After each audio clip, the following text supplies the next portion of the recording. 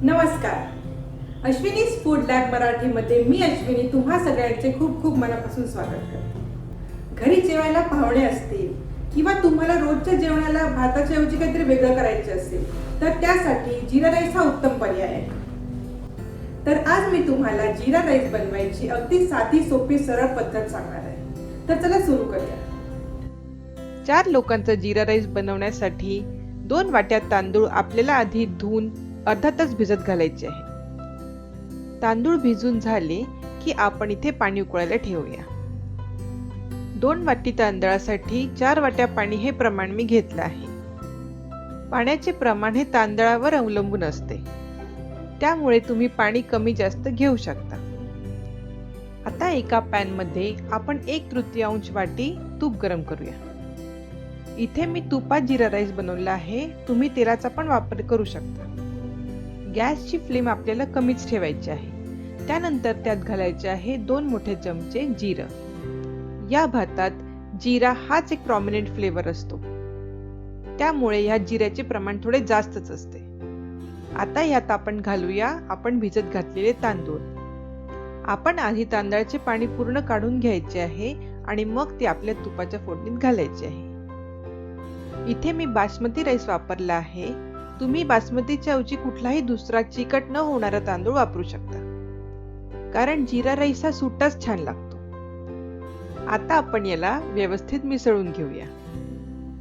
अर्धा मिनिट तांदूळ परतल्यावर आपण त्यात घालूया गरम पाणी.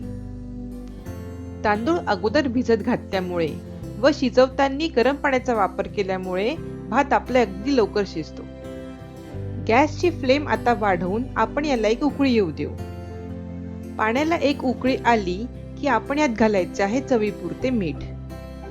मीठ घातल्यावर हे आपल्याला एकदा व्यवस्थित मिसळून घ्यायचे आहे आणि पॅनला झाकण लावून थोडा वेळ शिजू द्यायचे आहे. यावेळी आपण गॅसची फ्लेम परत कमी करायची आहे.